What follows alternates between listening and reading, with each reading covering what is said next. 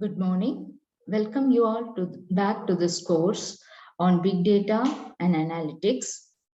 We were discussing on the introduction to big data. What is the need for big data? Why should there be a separate field of big data? And what is meant by data science? What is meant by data analytics?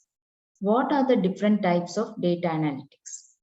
All this we saw in our previous video. In this lecture, you will be seeing about what are the characteristics of big data, what is the architecture of big data systems with a case study, and how the big data systems differ from traditional data processing systems and some of the applications of big data. Now we will move on to see what are all the characteristics of big data systems. As we have seen in the previous video lecture itself, the area of big data is based on three major V's, namely volume, variety, and velocity. Volume is the size of the data or the amount of the data which the big data systems can handle. Variety is the types of the data they can handle, starting from text to video. What are the types of the data they can handle? Then comes the velocity, which is the speed at which they can handle data, starting from batch processing system to dynamic stream processing systems, where the data is received in real time from sources of data. Apart from this, there are many other characteristics defined by industrial experts pertaining to big data. They are the value. A data is said to be valuable only if it adds value to the business or tries to improve on the business or helps us to make better decisions. Hence, the value of the data is important. Next one is the veracity of the data. Veracity is nothing but the dependability or authentication or trustability of that particular data, from where we are receiving the data. In this age of internet, we can receive the data from many sources, but it is highly important to understand that we receive the data from the trustable source. Hence, the veracity of the data is very important. Validity of the data. It is nothing but the correctness or authenticity or accuracy of the data. If the data is received from a valid source, only then the model constructed will be correct. Otherwise, the model constructed will not be correct from this data. Then comes the variability of the data. What is the difference between variability and variety of data? An analogy can be drawn to that of the different coffee brands. Different coffee made from different coffee brands taste differently. So that tells us about the variety of the coffee. But making coffee also depends upon other ingredients like sugar, water, milk, heat, and so on. So in that case, depending upon the environment also, the taste of the coffee will vary. Hence, that is called as the variability. Here, even though the coffee powder or the brand remains the same, the ingredients that we add on to it changes its taste. Hence, that is called as variability. The same is true in the case of data also. Next is the visualization of the data. There are different stakeholders in this field of big data analytics. We have to produce the information and make decisions so that it is understandable to a particular stakeholder.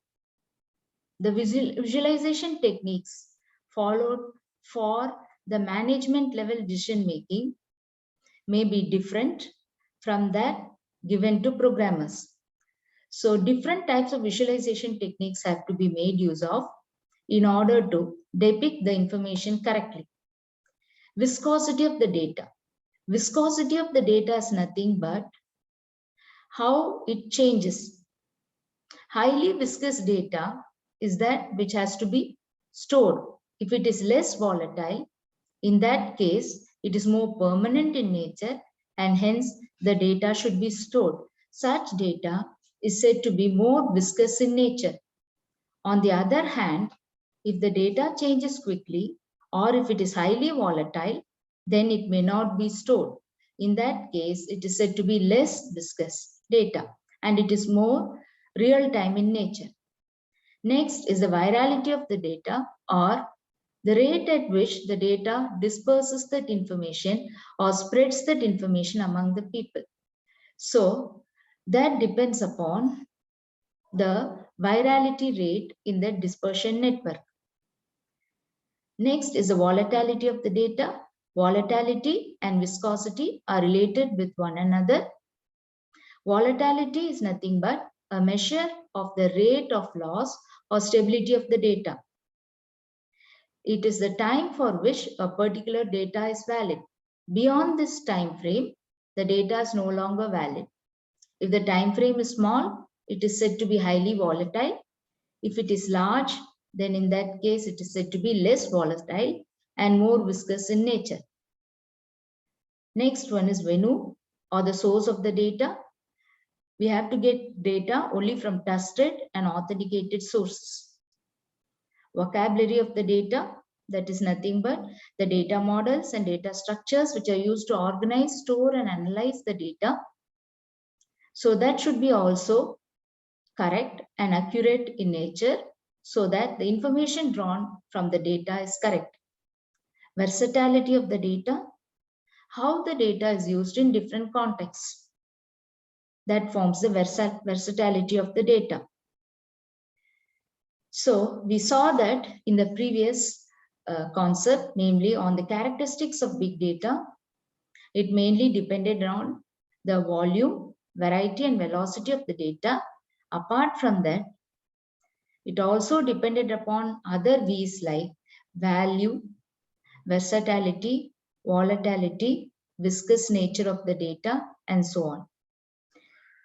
These V's have been added by the different industries based upon their need.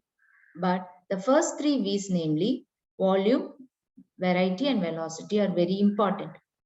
That characterize the big data. Because of this only, we have a different architecture that is defined for the big data systems. Traditional data processing architecture, which may be relational systems, consists of only three layers, which consists of the storage layer, business logic layer, and user interface layer. The architecture of big data systems basically consists of four layers. They are the storage layer, data processing layer, the query layer, and the analytics layer, and the visualization layer. These are the characteristics of or the layers of the data processing system architecture.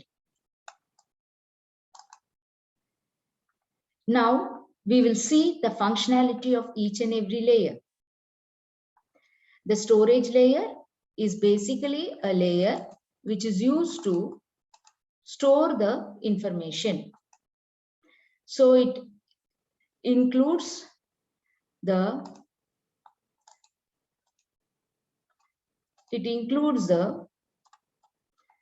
physical as well as the logical storage layers.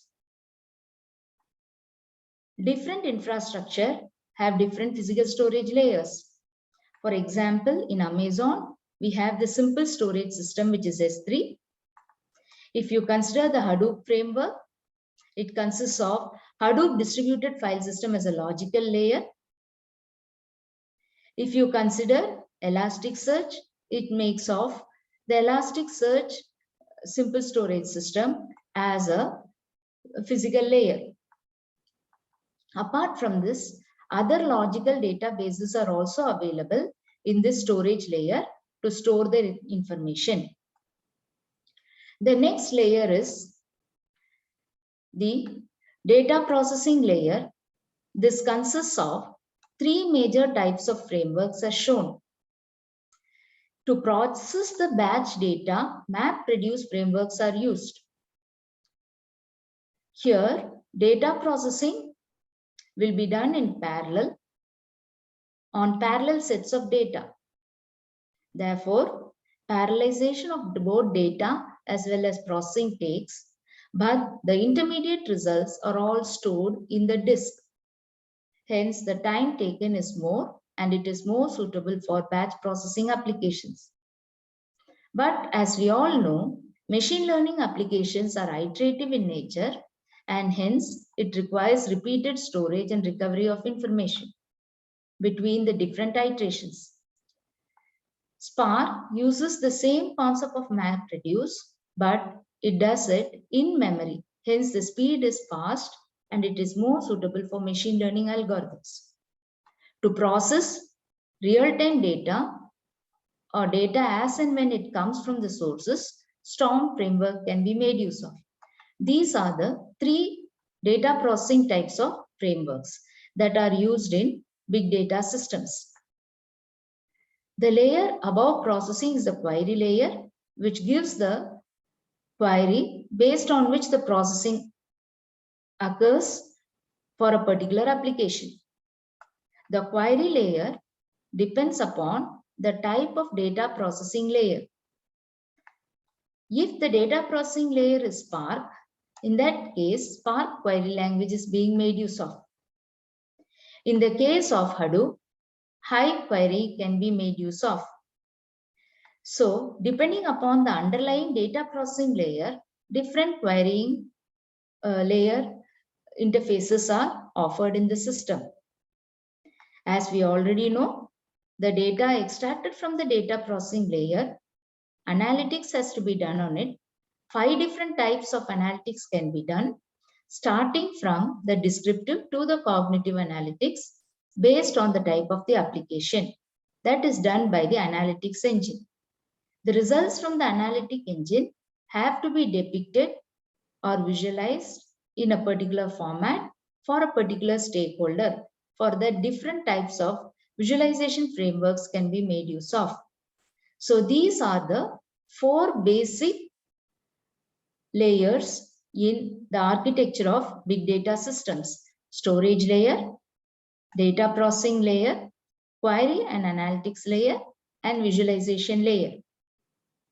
Common to this layer, certain functionalities are offered by other layers. So these are given by these common layers.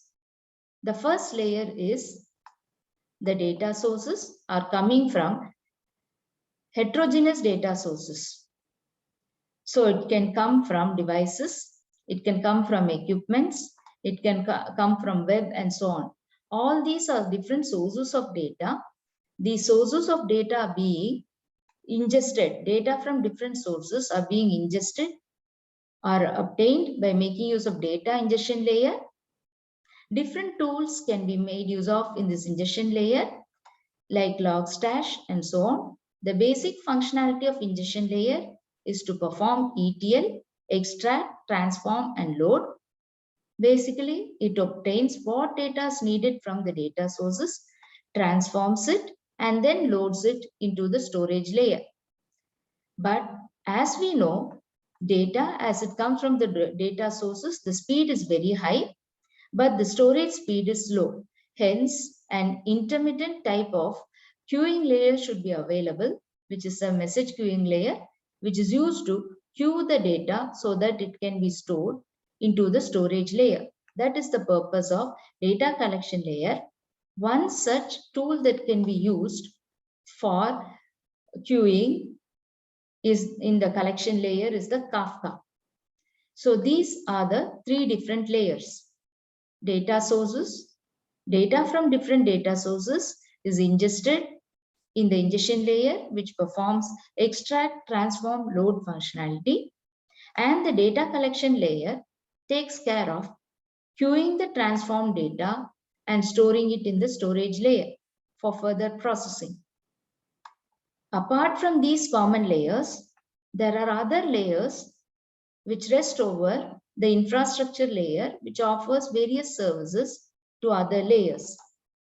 The infrastructure layer is the layer which forms the cluster. It can be cluster or a cloud or a fog, depending on the environment in which the analytics is being done. Data monitoring layer takes care of monitoring the functionalities of different layers, whether a particular framework has broken down or whether a particular server has broken down. So in that case, it reallocates its functionality to some other system. So that is the purpose of data monitoring layer.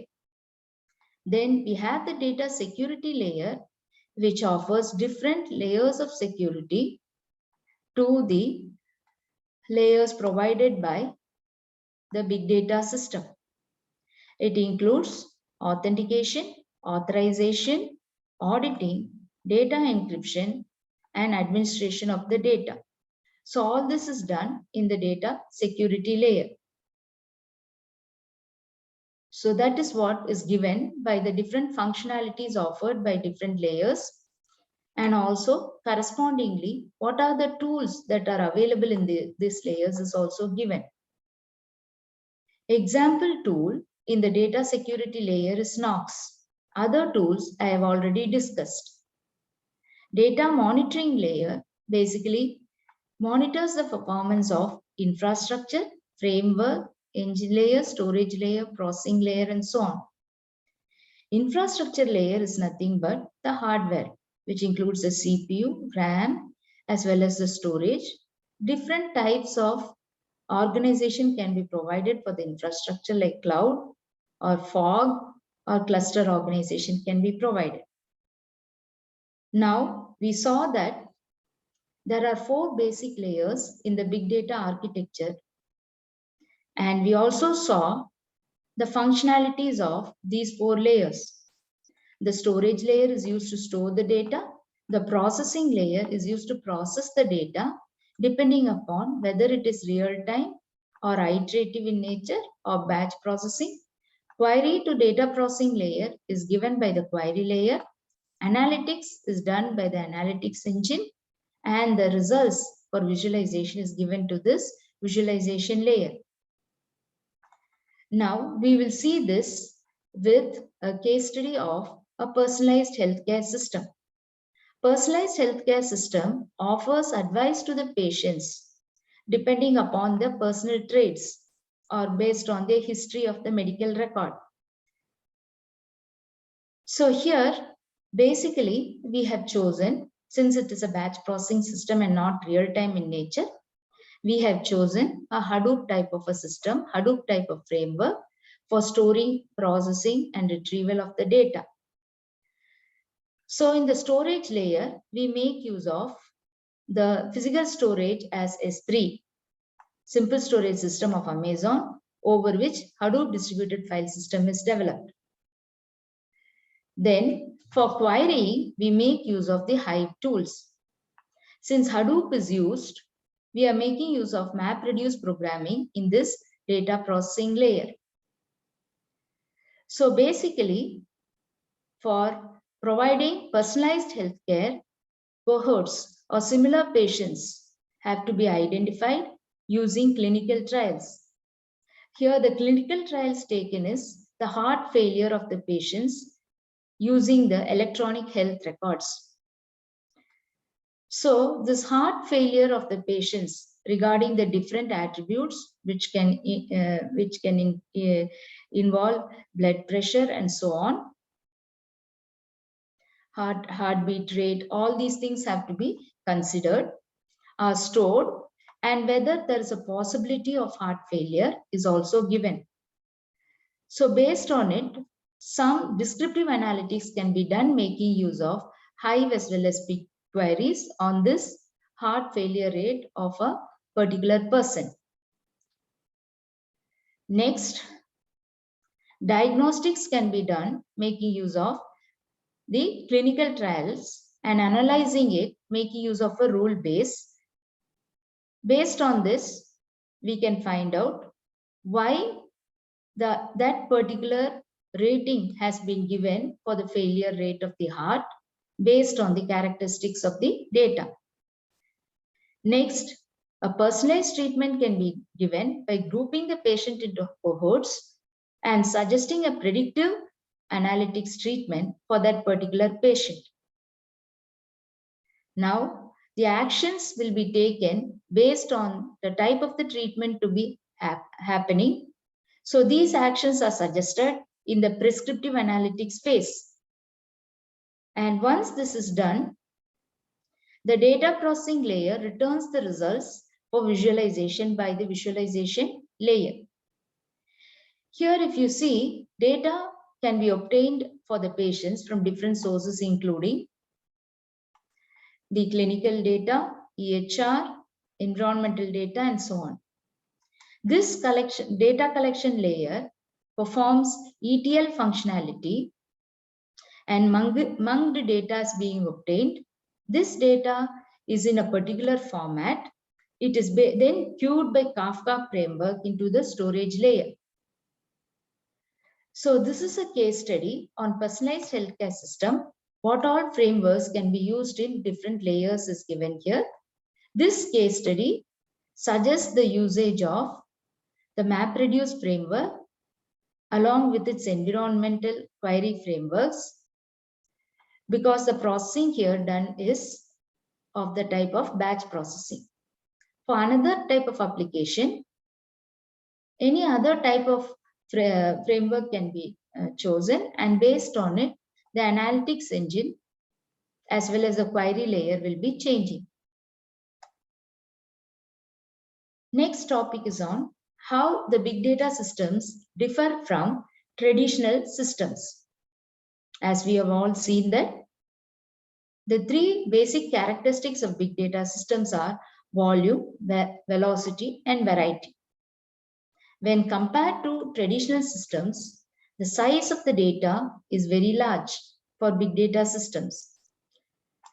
Big data systems is capable of processing real-time as well as near real-time data. Also, the data handled can be either structured, unstructured, or semi-structured in nature. The common type of query languages used in traditional database systems is SQL. Here, NoSQL query language is used based on the type of the data store which is being used. The basic platform used for traditional database systems is online transactional processing platform, whereas that for big data systems is online analytical processing platform. Similarly, the infrastructure used for traditional database system has centralized control, whereas for big data system, it has distributed control. The backup for traditional systems has more centralized nature, and it makes use of replication. Here, big data systems, depending upon the type of the application, the backup mechanism is suggested. The basic theorem on which traditional database system works is CAP theorem with acid properties. This is because traditional database systems are transactional in nature, whereas big data systems are more suitable to obtain high availability. So they are based on the CAP theorem with base properties, that is basically available, soft state, and eventually consistent.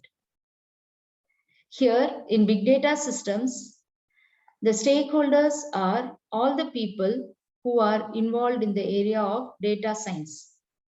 Whereas here, in the case of traditional database systems, the traditional software engineering roles, people who perform the traditional software engineering roles form the stakeholders.